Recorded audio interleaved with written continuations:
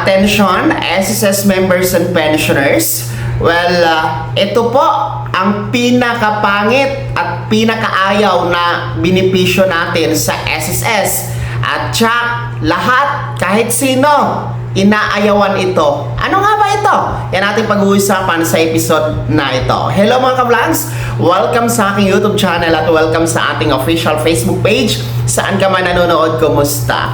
Well, eto mga miyembro na SSS, pati mga pensyonado, meron pong mga SSS benefits na magaganda talaga. Of course, lahat ng mga benefits na SSS, nakatuon po yan sa pagbibigay ng proteksyon sa atin bilang miyembro. Pero alam nyo ba, merong isa na natatangi na SSS benefit kung saan pinakaayaw natin ito. Dahil hindi kasi tayo makikinabang dito bilang miyembro. Itong benepisyo na ito, walang may isa na may gusto nito.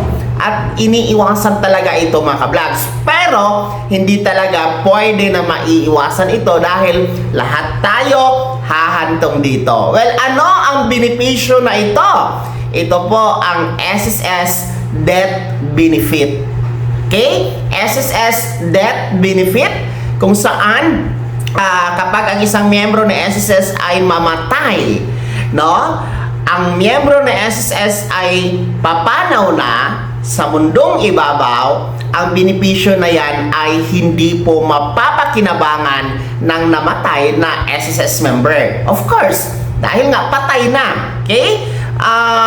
Hindi naman po pwedeng mag-claim ng death benefit ang patay na miyembro. Well, kapag kasi namatay ang SSS member, kasama sa proteksyon na binibigay ng SSS ay ang pagbibigay ng assistance sa mga naulila o naiwan na pamilya ng namatay na SSS member. Well, ang makikinabang lang kasi talaga dito sa death benefit ay ang mga naulila, mga naiwan na pamilya. Kumbaga, kasi sila po yung mga pwedeng mag-claim ng SSS death benefit, Well, anyway, una dyan kapag may asawa, legal asawa, ang namatay na SSS member, siya po yung una na pwedeng mag-claim.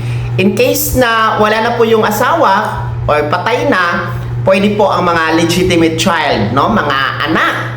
Kapag wala namang anak, ang namatay na SSS member, pwede po ang mga kapatid.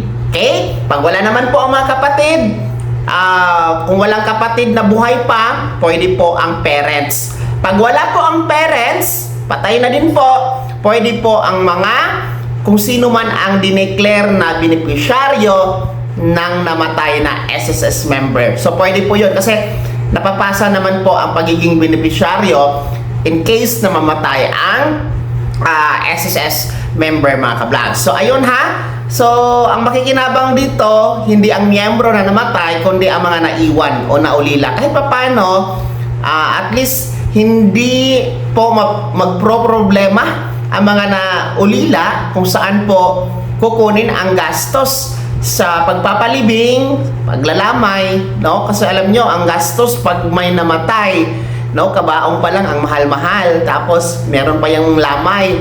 Ang mahal talaga mga ka-vlogs, pag may namatay tayong kapamilya, mapapagastos ka talaga. Hindi naman po pwedeng itatapon natin yan ng basta-basta. Kailangan natin yan ilagay sa ayos. Kaya itong benepisyo na death benefit, ulitin ko, lahat tayo ayaw nito.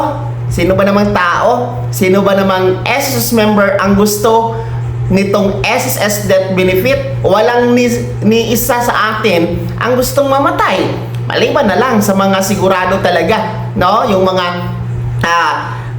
prepared talaga, may mga gano'n na mga tao. Pero kadalasan, karamihan, wala talagang gusto sa death benefit kasi nga, una, takot mamatay, ay ayaw mamatay, and then wala talagang gustong mamatay, mga ka-vlogs. Pero ulitin ko, darating talaga ang panahon na mapupunta tayo dyan.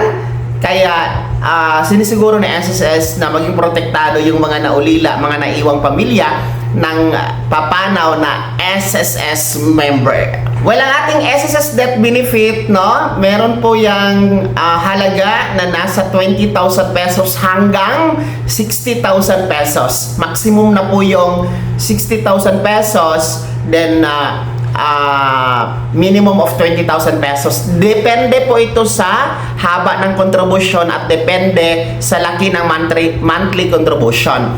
And alam nyo ba, mga ka-vlogs, trivia ha, na kahit isang hulog lang ang naibigay na kontribusyon ng namatay na SSS member, meron pa rin po siyang makukuha na SSS death benefit, no? Kahit ilang taon na siyang nagbigay ng kontribusyon, kahit naputol na ang kanyang kontribusyon, kahit isa lang talaga ang nahulog niya, merong makukuha na death benefit at naka-fix ito sa amount na 12,000 pesos. No, kapag isa lang ang hulog ng namatay na SSS member, 12,000 pesos po ang maaring ma-claim ng mga naulila. Okay? So kayo, mga SSS members and pensioners, kayo, sa sarili nyong opinion at kuro-kuro, no? Okay ba itong SSS death benefit? Pangalawa, takot ba kayo na ma-claim ang benefit na ito? At pangatlo, no? Meron bang may gusto na i-claim ito? Ibahagi niyo po sa comment section na nasa baba. Maraming salamat sa pagtutok. God bless. Mag-ingat, mga ka-vlogs.